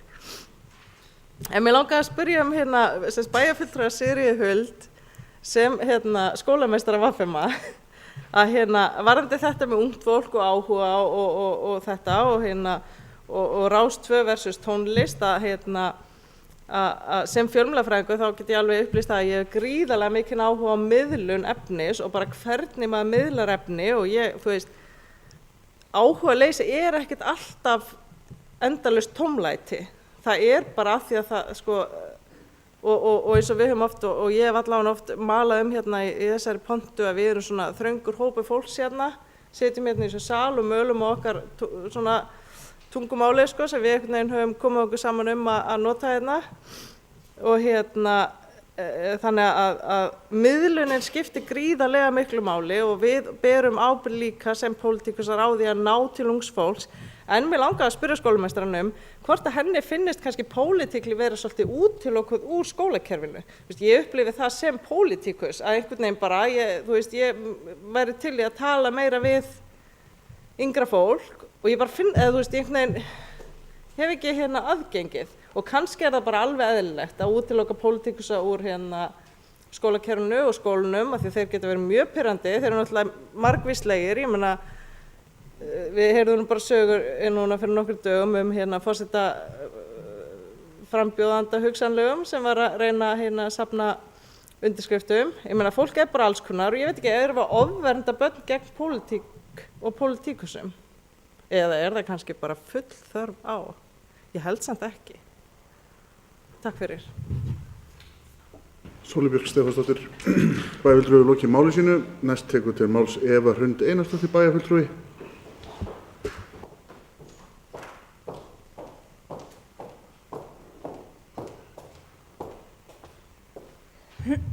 Forseti og ágætu bæjarfulltrúar. Ég sé það að ég þarf að vera sneggra rétt að hér penn til að ná orðinu því að það flest allt komið fram sem ég ætla að tala Þannig ég ætla að vanda mig betur næst og forseti ég byrja að horfa vel til mín á næsta fundi. En ég vil byrja því að þakka Sigurði Óla, sitjandi formanni Samfélags- og mannréttindaráðs fyrir bara flott erindi og góða yfirferð. En jafnframt vil ég fagna því að formaður ráðsins sé að fjölga Akureyringum. Það að segja sem hún bæjarfulltrúi Silja Dögg. En ekki veitir af með að við þróun á aldurssamsetningu en við þurfum virkilega að fara að hugsa fyrir því en eins og talnagluggi vinur minn, hann Njáll Trausti benti mér á í gær að þá verða jafnvel aðeins bara 3 einstaklingar vinnandi á bak við hvern eldri borgara eftir 20-25 ár í staðinn fyrir 6. Þannig að við erum tala hér að við þurfum virkilega að fara að bretta bermar ef að vel á að vera. Með við umræðina í dag þá bara setja spurningamerki, eigum við að vera að halda stefnuræður meðan við erum í aðgerðahópsvinnunni. Mér finnst það svolítið spurning, ættum við ekki bara fresta í þá að niðurstaða komin í hvar við ætlum að spara og hvar við þurfum að taka á og hvar við ætlum að bæta í. Mér finnst tímaskekkja að við séum með stefnuræði í dag. En ég fagna því eins og aðrir að öldungaráði sé komið á. En hlutverk ráðsins náttúrulega að vera bæjarstjórn og nefndum og ráðum til ráðgjafar málefni og hagsmuni bæjarbúa 60 ára eldri. Það reyndar tók svolítið langan tíma að koma sá, fannst mér. Ég held við hefðum getað hraðað þessu ferli aðeins, en rosa flott hvernig það byrjar. 3 fundir strax komið. En það talaði að búið sér að virka ungmennaráði. Ég set spurningamerki eins og aðrir. Ég hef lítið orðið vör við ungmennaráðið og ég held að við ættum að vera, ég seti sökin á okkur, við eigum að vera miklu duglegri að sækja í það og kalla inn á nefndir og ég verið sammála Sóleyju Björk bæjarfulltrúa með það við eigum að skoða alvarlega hvort við eigum að gera þau áheyrnarfulltrúum í nefndum, allavega að það sé skilyrði að nefndir kalla þau inn markvisst, að það sé ekki bara einstaka sinnum eða jafnvel aldrei eins og ég hef allavega ég hef verið einu sinni komið aðili inn í skólanefnd síðan ég byrjaði. Þannig að já, við ættum að hugsa þetta skrifinu lengra. Ég alveg sammála með það og ég þó að kosti kannski eitthvað aðeins að þá kannski geti það bara verið sparnaði til lengri tíma því að betur sér augun og að við sem fjölbreyttan hóp þannig inni held ég að skipti bara miklu máli. Gott framtak með að halda málþing fyrir eldri borgara því ég held einmitt við náum mestum árangri með því að vera með samtalið. og gaman að heyra að það var vel sótt, því miður komst ég ekki sjálf, ég gjarnan vilja vera. En það sem ég hef heyrt kvartanir frá eldri borgurum með einmitt það sem bæjarfulltrúi Gunnar Gíslason kom inn á, að það þarf meiri kynningu á þegar við erum með breytingar, að fólk sé upplýst hverju við erum að breyta. Að það sé ekki bara nóg að kynna félagi eldri borgara, við þurfum að kynna, það er ekki þeirra jafnvel skylda að koma kynningum á framfæri, það er skylda okkar að gera það. Og þannig getum við kannski komið í veg fyrir óánægju eða einhverja sögur fara á stað sem eiga ekki rétt á sér. Þannig að þetta er bara, ég er að koma framfæri eitthvað sem ég hef heyrt bara frá eldri borgurum sjálfum. Mér langaði aðeins í sambandi við viðmið skjátíma barna, mér langar svo bara að því ég veit að þetta er hugmynd sem að Bergþóra Þórhallsdóttir er búin að vera með í maganum í mörg ár, og mér langar að það komi fram að hún eigi þessa hugmynd. Ég held að Sigurólfur sé alveg sammála því að það hefur verið þannig. Þannig mér langaði að því ég veit að þetta er svona hennar hugarefni og bara, mér finnst bara frábært að þið hafa tekið vel í hugmyndina og þetta verkefni sé komið svona langt, bara ótrúlega flott.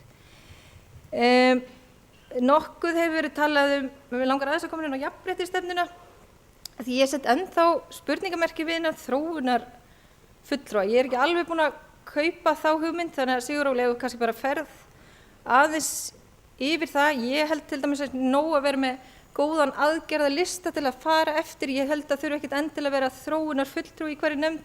Mér finnst það bara eiga að vera ábyrgð nefndar manna allra og formanns og embættismanns að þessu sé framfylgt. Þannig að ég er ekki alveg búin að kaupa það. Mér langar einnig að taka undir bókun sem Bergþóra Þórhallsdóttir setti fram í Samfélags- og mannréttindaráði að upplýsing og samskiptatækni þá eldri borgara sé efld og unnið verði markvisst áfram að samstarfi ungt fólk við kennslu eldri borgara á tölvubúnað. Ég held að þetta sé mjög mikilvægt að við leggjum áherslu á þetta. En eins og ég sagði bara, ég bara legg það hér til að við geymum stefnuræður þangað til að aðgerðahópurinn hefur lokið störfum sínum, en annars ætla ég bara að þakka fyrir byrjið, því ég get tekið undir með mörgum ykkur sem komu hér á undan mér. Eva Hrund Einarsdóttir bæjarfulltrúi er lokið máli sínu, næst tekur til máls Gunnar Gíslason bæjarfulltrúi.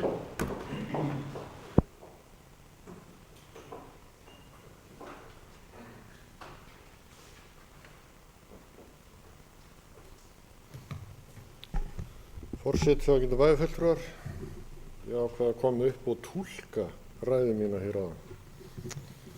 Ég verið skiljanlegt mál, hlýtur að vera. Ég lagði fram ákveðna spurningar hérna fyrir sitjandi formann Samfélags- og mannréttindaráðs sem ég held að sé bara eðlilega spurningar svona í ljósi þess málefni sem við erum að fjalla hérna um. Ég líti ekki þannig á að ég hafi verið að gagnrýna störf Samfélags- og mannréttindaráðs eitthvað sérstaklega. Ég kallaði líka vissulega eftir því að hvaða sýn eða stefnu menn væri að vinna eftir. Ég geri mig fyllilega grein fyrir því að við erum að vinna núna í þessum aðgerðahópi og setja allt upp í loft þannig lagað.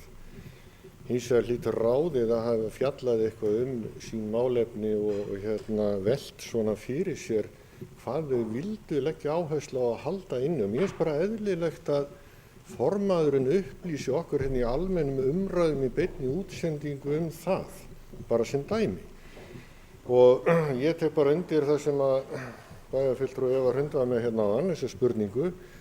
Ef að við getum ekki fjallað stefnuna, þá verðum við kannski aðeins að velta því fyrir okkur hvort að það sé yfir höfuð rétt bara að fresta þessi stefnuræðum þangað til við erum búin að marka eða búið að marka þessa sýn svona í aðgerðahópnum. Menn geta farið að segja hlutina með skýrari hætti en nú er. Það er líka alveg ljóst að ég held að gætum einhvers misskilnings með það, og ég ætla bara að taka það fram, að félagar í félagi eldri borgara leggja ekki fram einhvers konar sjálfboðaliða starf. Það hefur margoft komið fram að þeir gera það í ríkum mæli. Og ég held að sé alveg klárt mál að þeir gera það ekki síður en þeir sem starfa í íþróttafélögunum. Þannig ég vil nú bara leiðrétta þann misskilning ef að hann er uppi. Og aðeins varðandi samstarfi skóla, ég spurði að því áðan hvernig því samstarfi verið háttað. Ég veit það í gangi. Bara spurningin hvernig því háttað í dag. Ég ekki að halda því fram að þetta samstarf sé ekki í gangi. Það alveg klárt mál að svo og það vita þeir sem hafa kynnt sér það mál. Svo bara aðeins þessar félagsmiðstöðvar að því við erum að ræða þennan samning við félag aldraðra að það aðeins verið rætt það hvort að ég að færa megin hluti starfseminnar verði og færa hann í víðulöndin og sennilega byggt á því að það eru töluvert fleiri eldri borgarar á brekkunni norðan ár og ef ég man þetta rétt þá þetta eitthvað tæplega 1300 hér sunnan ár eða hvað og rétt tæp 700 norðan ár en þetta samt býsna stórir hópar ef ég man þessi tölur rétt og það kannski réttlæti það að við höldum þessari starfsemi einhver hætti gangandi og sjálfsögðu held ég að allir vilja valdefling sé aðal atriði í þessum samningum. Ekki hef ég dregið minnsta dul á það og legg mikla áherslu á það. En spurningin bara hvað við eigum við með þessu. Og það sem ég var að reyna að koma á framfæri hérna áðan var fyrst og fremst það að ég var að reyna að orða ég ætla að orða þetta sem misskilning eða þá það hefur ekki tekist að skýra forsendur og málefnin í tengslu við þessu samningagerð nægjanlega vel. Þannig að það væri sameiginlegur skilningur á málinu. Það það sem ég var að benda á og ég hef smá áhyggjur af. Öðru leyti þakka ég bara fyrir umræðuna. Takk. Gunnar Gíslason bæjarfulltrúi lokið máli sínu. Næst tekur til máls Logi Már Einarsson bæjarfulltrúi. Forseti, ágætu bæjarfulltrúar. Þakka þér fyrir Sigur Óli fyrir ágætis ræðu. Mér fannst hún skemmtileg og innblásinn og svo sannarlega áttar maður sig á því að við erum að reskjast og kannski flest á svipuðum aldri þegar það kemur yngri maður með skemmtilegra og frjóra tungutak heldur en við erum að temja okkur. Það auðvitað alveg rétt að ræðan fjallaði kannski meira það sem að búið að gera og menn hafa verið að fást við og að fást við. Það þó engin stefnubreyting fyrir gefiði. Þetta búið að vera í rauninni rauði þráðurinn í viðbrögðum okkar við þessum ræðum síðustu árin. Ég man að þetta var svona tónninn í mér þegar að ég kom upp á síðasta kjörtímabili og gagnrýndi meirihluta og þetta kannski einhver svona hefð sem við ættum kannski bara að reyna að breyta í rólegheitum. Þannig að ég held að Sigur Óli hafi nú ekki gerst sekur eitthvað sem að við hinn höfum ekki gert áður. En það kannski ágætt að þetta kemur upp vegna þess að þetta gæti alveg verið nefnilega kannski hluta ástæðunum fyrir því að ungt fólk hefur ekki áhuga á pólitík. Hér hefur komið fram hugmynd að fresta og blása af stefnuræður og meðan við værum í vinnu við aðgerðaráætlun og hugsanlega hagræðingu eða niðurskurð. Ég held einmitt að það sé þá aldrei mikilvægara en núna að við stöndum og leyfum bæjarbúum að heyra hvaða viðhorf við höfum til þessara málaflokka. Ég lít ekki á þessar stefnuræður sem framlagningu fjárhagsáætlunar þar sem við förum í detail, krónum og aurum yfir hvað við ætlum að gera á næstu árum. Það liggur fyrir í samþykkti fjárhagsáætlun, það liggur fyrir í meirihlutasamþykkt og það liggur fyrir í 3 ára plani. Þar með ég ekki að segja að við eigum ekki að temja okkur í þessum stefnuræðum að fara betur yfir það hvað við ætlum að gera á næstu ári. En ég held við skuldum líka þá bara kjósendum og ekki síst þessu unga fólki sem að við tölum að sé að missa áhuga á pólitík. Við skuldum því þá kannski að tala skýrar og tala eins innblásnara pólitík. Ekki að einskorða okkur við malbik eða flugvallarbrautir eða raflínur eða svona pragmatík sem að þetta hluti og stór hluti af okkar daglega lífi. Ég held nefnilega af kynnum mínum og ungmennum og hafandi ungt fólkin á mínu heimili að það sé algjör misskilningur að þetta fólk hafi ekki áhuga á pólitík. Þau hafa eins og kannski áhuga á öðruvísi pólitík eins og bæjarfulltrúi Sóley kom inn á.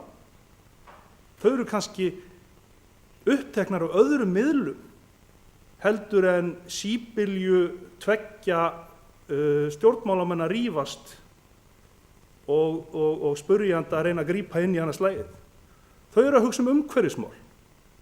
Þau eru að hugsa um frið í heiminum. Þau eru að hugsa um lýðræði. Og talandi um lýðræði, það getur bara vel verið að þau myndu kannski fara að sinna bæjarmálum betur og hafa meiri áhuga á bæjarmálum. Ef að þau myndu kannski fá það á tilfinninguna að þau hefðu virkilega einhverja rödd sem skiptir máli. Ég hef áður talað um það hérna, mér finnst að ég að skoða það alvarlega í bæjarstjórnarkosningum að leyfa 16 ára börnum að kjósa. Ég tölu hafa alveg nægan þroska til að taka ákvarðanir um hluti sem að, við erum að fást við. Stundum kannski meiri. Þannig ég held að við séum öll pínu undir þessa sögseld. Að við erum oft að týna okkur í smáatriðum og tapa stóru myndinni sem að getur verið miklu áhugaverðir til umræðu, akkurat fyrir þetta unga fólk. Þannig aftur, Siguróli, ég þakka þér bara fyrir þessa ræðu og hún er alveg í takt við þá hefð sem að hér hefur skapast. En við skulum virkilega reyna að breyta því þá. En þegar því er sleppt, þá langar mér bara svona rétt að lokum að minna á akkurat þegar við erum á kafi í þessari vinnu, hversu mikilvægt það er, eins og bæjarfulltrúi Sóley kom inn á, að einmitt að því að þetta er ekki lögbundið verkefni, einmitt að því að það er enginn sem skipar okkur að sinna þeim, að við munum hvað þau eru mikilvæg og áttum okkur á því fyrir hvernig þau eru. Og við erum hérna að tala um ungt fólk og við erum að tala um gamla fólki. Við erum að tala um unga fólki sem á framtíðina fyrir sér og mun vinna fyrir skottunum og við erum að tala um gamla fólki sem er búið að því. Og auðvitað skuldum við þessu fólki og þessum þjóðfélagshópum í þeirri vinnu sem er framundan að hugsa þannig við okkar aðgerðir. Og ég vil ekki að minni stefnuræðu skólamál verði frestað, þó ég get ekki sagt nákvæmlega til hvernig við munum feta okkur næstu mánuðina, vegna þess að mig langar virkilega að tala skólamál þá í víðara samhengi, hvernig ég lít á skólana, hvað ég tel að skólanir eigi að vera og fyrir hverju þeir eigi að vera. Og mér finnst ekki nein mótsögn í því að tala á þann hátt og vera svo upp að hnjám í vinnu sem að snýr þá að þessu daglega heimilisbókhaldi. Við getum gert hvoru tveggja. Lógi Már Einarsson, bæjarfulltrúi, lokið máli sínu. Næst tekur til máls Sigríður Huld Jónsdóttir, bæjarfulltrúi.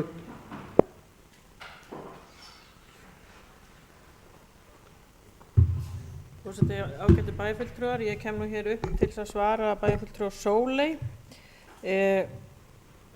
Bara býð hana sem skólameistari velkomna í viðtal, hvenær sem er. Það er ýmislegt sem að við í skólunum þurfum að horfa á, en það sem að við, og nú er ég að tala sem bæjarfulltrúi, að það sem að við þurfum að passa upp á, það er þessi umræða stjórnmál og lýðræði og samfélagsmál, og það er það sem við erum að tala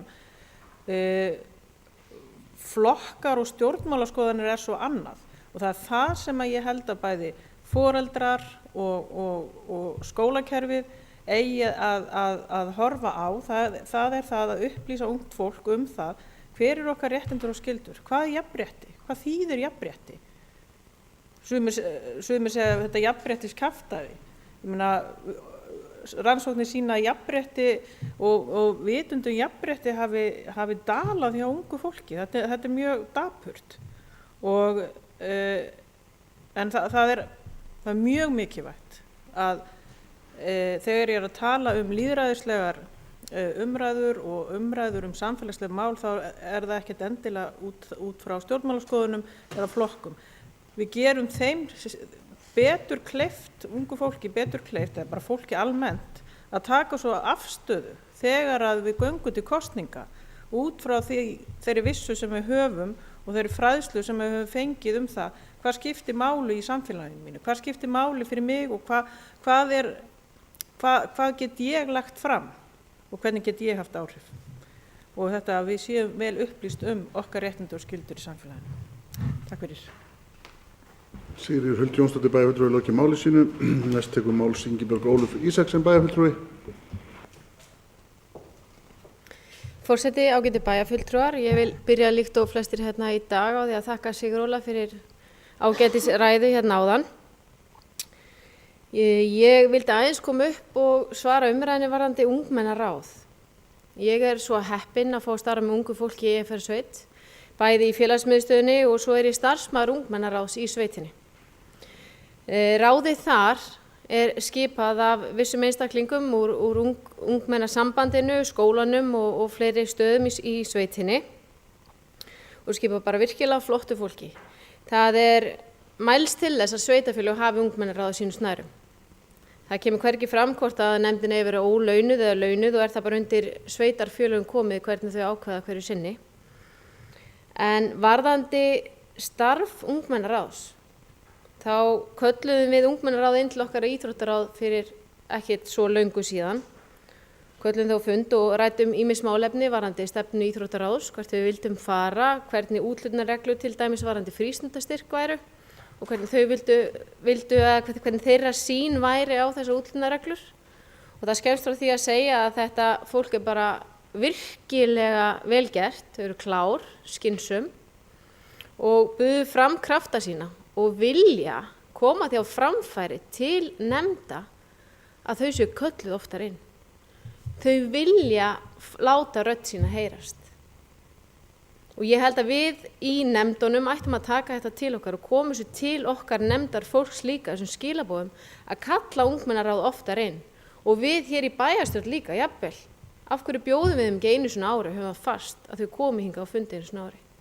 Ég veit ekki hvernig reglunar eru hér á Akureyri, en ég veit að í mörgum sveitafélögum það þannig að þau eru kölluð inn í bæjarstjórn eða sveitarstjórn einu svona ári og fá að hafa eitthvað málin að segja.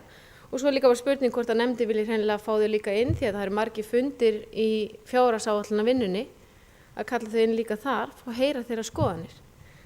En varðandi öldungaráðið þá bara fagna ég því hversu sterkt það fer á stað, bara frábært og vildi óska þess að við bara gerum slíkt saman með ungmennaráði, köllum við inn. En takk hérlega fyrir. Ingibjörg Ólöf Ísaksen bæjarfulltrúi lokið máli sínu, orðið laust. Þá tekur næstu til máls Sigurólfur Magni Sigurðsson, sitjandi formaður Samfélags- og mannréttindaráðs.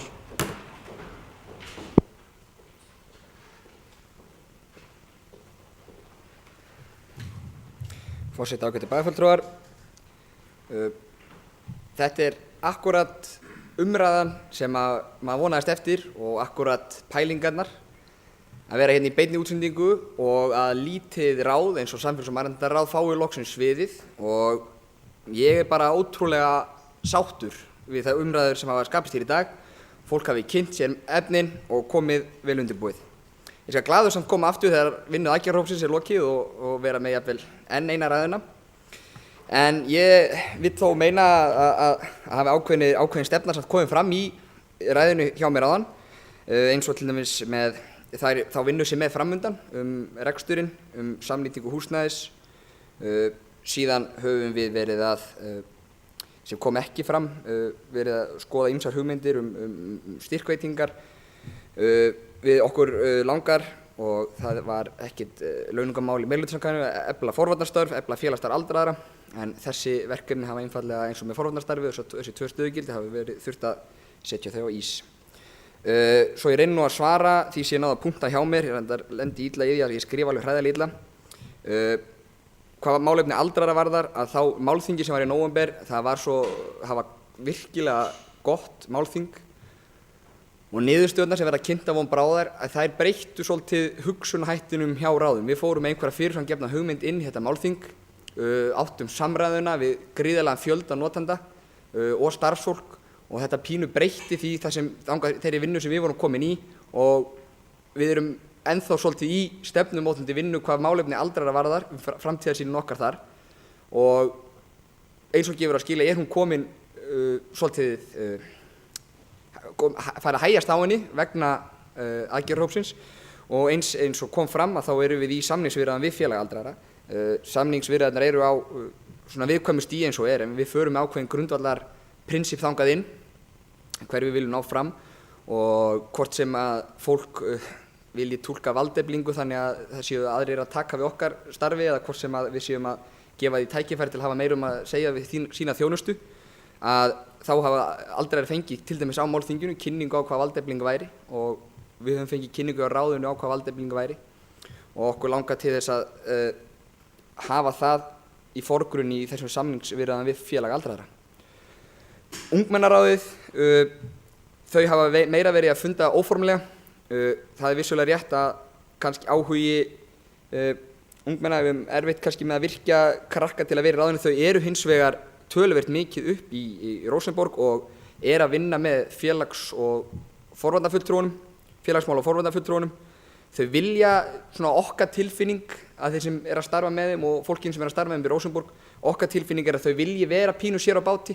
Þau hafi kannski ekki áhuga á að fá 1 eða 2 eða 3 bæjarfulltrúa eða fulltrúa frá bæjarstjórn inn í nefndina til sín. Þau vilja fjalla sín mál og ég hvet ykkur og annað nefndarfólk hjá bænum í að vísa málefnum til þeirra til þess að fá þau til umsagnar. Við skulum hafa frumkvæði til þess og eins að kalla þau inn á nefndir en bara muna að gefa þeim þann fyrirvara þannig að þau geti mætt undirbúin. Þau eru unnu magnað og flott starf í kringum það sem málþingin í hofi við með skjátíma og koma starfinu þar, mjög flott starf og eins og bæjarfulltrúi Preben talaði umsögnum spjaldtöluvæðingu, svipaðar umræður áttu sér stað á málþinginu í hofi og það kemur manni alltaf mikið óvart á ungmennin hversu sterkar skoðanir þau hafa sjálf á eigin notkun á spjaldtölum eða snjalltækjum eða skjátíman. Þau hafa einnig verið að vinna í kringum samfés og verkefni á vegu Ungmennafélags Íslands. Rósenborgar starfið og húsið. Staðsetningin eins og er ágætt, aðgengi, sérstaklega á veturnar oft erfitt. Vissulega þjónustur þetta kannski betur þar sem búa á brekkunni en það eru hins vegar félagsmiðstöðvar í skólanum norðan Glerar en við erum með félagsmiðstöðvarinn í Rósenborg á hinum stöðunum. Þetta hefur haldist þessi umræða okkar samnýtingu húsnæðis eins og Rósenborgar eða þessi nýtingu húsnæðis eins og Rósenborgar hefur kannski haldist í hendur við hugmyndir breytt leiðarakerfi strætó að geta náð betri nýtingu þangað. Punkturinn, bæjarfulltrúi Gunnar spurði út í punktinn og að hjá öldruðum væri opinn hugur fyrir að fá félagsstarf punktsins til dæmis að einhverju hluta inn til sín. Raunin hefur sú í Reykjavík að engin aldurstakmörk á svona félagsstarfi þar orðið og það gengur vel og þetta eitthvað sem við erum tilbúin að skoða. Forvarnir, við auðvitað vonumst til að þessi stöðugildi 2 sem gert var ráð fyrir komi inn. Það sem við höfum verið að gera í forvörnum við höfum verið að fara með fræðsluna neðar til foreldra. Okkur langar að geta fylgt þessu betur eftir. Það búið að vera, þetta kemur í sveiflum, það búið að vera mikið að gera þess vegna var þörfin fyrir þessum stöðugildum. Þegar við tökum við í ráðinu þá var nýbúið að taka forvarnarmálin í gegn. Það var 1 forvarnarfulltrúi en núna tóku félagsmálafulltrúarnir okkar við þessu og sinna þessu starfi og ég fullyri að það mjög gott samstarf við skólana og þetta starfsfólk, þessi félags- og forvarnar og félagsmálafulltrúar, þeir vinna mikið út í skólunum, ekki bara í Rósenborg. Þróunarfulltrúarnir sem bæjarfulltrúi Eva kom inn á, ég get nú lítið annað en lýst kannski minni skoðun á hvað mér finnst þá. Mér finnst þetta frábær hugmynd, það vantar alltaf pirrandi gæinn til að pikka í öxlina hvort það sé ekki örugglega verið að fylgja eftir og ef einhver fær það ákveðna verkefni þá tel ég að það náist betri árangur.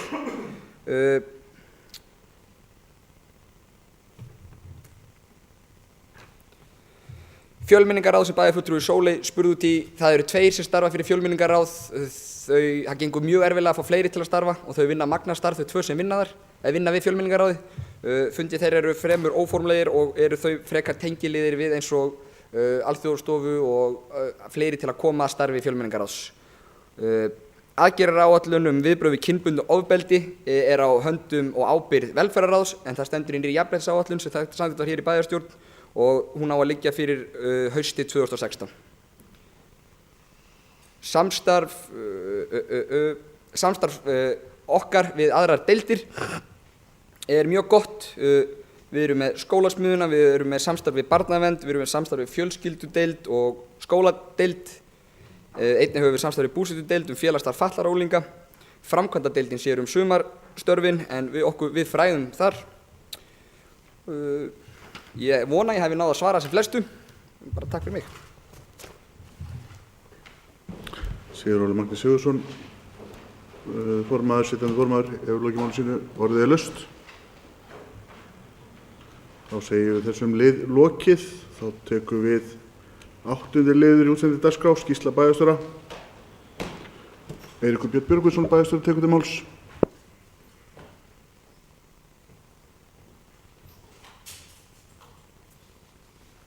Forseti og ágætu bæjarfulltrúar. Hlaupa á því helsta sem ég hef verið að vinna að síðasta hálfa mánuðin eða síðasti bæjarstjórnarfundur var 1. mars síðastliðinn. Og það er svo sem komið fram hér ágætlega í umræðum á undan að það er náttúrulega mikil vinna í gangi varðandi svona aðgerðahóp og kannski mest vinna okkar starfsmannanna og mín hefur farið í það, bæði undirbúning funda og eins að vinna gögn á milli funda, þannig að það er ekki mikil tími til annarra en þó, það er nú ýmislegt hérna í dagbókinni minni. Ég satt fund meðal annars upp í Háskóla Íslands daginn þar sem var verið að ræða meðal annars breytingar á stjórnarskránni og það var nú aðalega umræða það að hvernig það nefnd breytingar á stjórnarskránni var að fara yfir hluti. Ég fór nú bara til þess aðtók hvort það var eitthvað sem hefði áhrif á okkur sveitarfélagi en svo virðist ekki vera allavega í þeim tillögum sem liggja frammi. Og við höfum verið að ræða málefni flokkunar og moltu líka og framtíð þessara starfsemi tengist fundum sem við höfum verið að halda núna undanfarna vikur og mánuði með umhverfisráðuneytinu meðhöndlun úrgangs og sérstaklega varðandi brennsluofna við afurðastöðvar. Það er mikil vinna farið í það og svona samskipti við aðila sem tengjast því. Meðan að satt í símafund þar sem að nefnd þessi mál fór yfir í rauninni þessa stöðu og hvað væri hægt að gera. Þetta er nefnd sem hefur verið skipuð fulltrúum frá sveitarfélögum, ríki og hagsmunaaðilum. Við höfum verið að fara yfir mál sem að snerta Bifreiðastæðasjóð. Við erum aðeins að fara yfir hugmyndir sem snúa að honum og vera að ræða hugmyndir sem snúa að því. Síðan var fundur á vegum Samtaka iðnaðarins sem snýr loftslagsmál og var nú ágætlega fylgt eftir í fjölmiðlum. Og síðan hafa verið ráðstefnur og fundur ferðaþjónustumál og ýmsar aðrar svona formlega fundi hef ég setið. Eitt sem ég langar til að vekja athygli á sem bara til þess að benda bæjarfulltrúum á að það hefur verið í gangi vinna núna í 1 ár hjá nefnd sem að fara yfir endurskoðun og stjórnsýslu og eftirliti með félagsþjónustu og barnavernd og það snertir nú meðal annars Akureyrarbæ vegna þess að við eigum fulltrúa í þessari nefnd félagsmálastjórinn okkar Guðrún Sigurðardóttir situr í nefndinni en það er verið að leggja til breytingar á kerfinu og meðal annars því hvernig var hægt að haga stofna nýtt verkefni eftirlits og stjórnsýslustofnunar og við höfum verið að leggja áherslu á það að ef það verður til ný stofnun að þá mætti alveg horfa út fyrir höfuðborgarsvæðið og það þurfi ekki endilega að einblína á Akureyri í því sambandi. Ég fór ásamt oddvitum meirihlutans og við undirrituðum samkomulagið Menntaskólann á Tröllaskaga, samskipti okkar og fjallabyggðar varðandi Menntaskólann á Tröllaskaga til að halda því til haga. Og síðan hef ég tekið á móti fjölda fólks í viðtalstíma bæjarfulltrúa, viðtalstíma bæjarstjóra ætla ég að segja. Ég hef ekki verið að fara sérstaklega við það hér vegna þess að þetta mikið af þessu eru trúnaðarmál en minnst rétt að benda samt á það að þetta kemur alltaf nokkur reglulega að koma hingað til mín einstaklingar sem eru að glíma við ýmis félagsleg vandamál og við höfum verið að fá inn á borð til okkur, sjá það meðal annars úr viðtalstíma bæjarfulltrúa. Ýmis mál sem íbúar okkar að glíma við, bæði í samskiptum við aðra og nýjasta dæmi er náttúrulega þessi atburður sem átti sér stað núna síðust helgina. Þó hann tengist nú ekki þeim málum sem hafa komið inn á borð til mín en ég bara vek athygli á því að það er ýmsu að huga í okkar samfélagi og margt af því kemur inn á borð bæjarstjóra og ekki síst inn á borð bæjarfulltrúa því að ég veit að að íbúðin hafa bein samskipti við ykkur líka.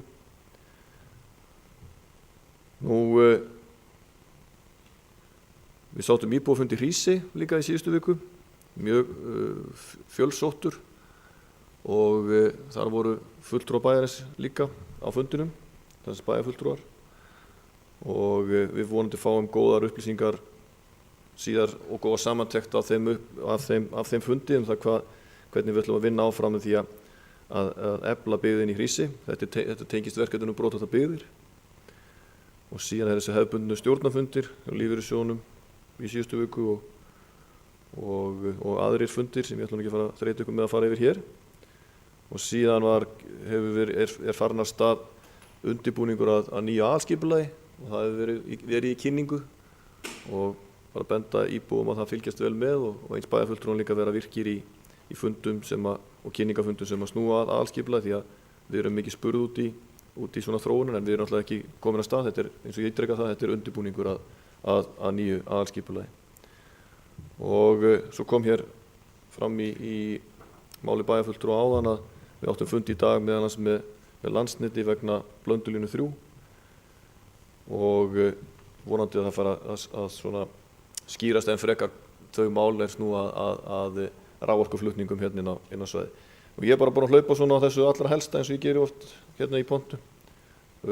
Kannski lókum bara minnast á vel heppnaða árshátíð starfsmanna Akureyrarbæjar sem var síðastliðna helgi, þar sem bæjarfulltrúar voru mjög virkir og tóku þátt í árshátíðinni.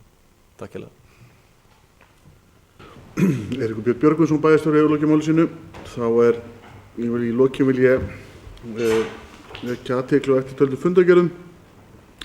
Afgreiðslu fundur skipulagsstjóra 26. febrúar 2016, atvinnumálunefnd 2. mars, bæjar á 3. og 10. mars, skipulagsnefnd 9. mars, skólanefnd 7. mars, stjórn Akureyrarstofu 24. febrúar, stjórn fasteigna Akureyrarbæjar 4. mars, umhverfisnefnd 8. mars og velferðarráð 2. mars. Hægt að nálgast fundargerðirnar á heimasíðu Akureyrarbæjar. Þá segir fundi slitið klukkan 17:42.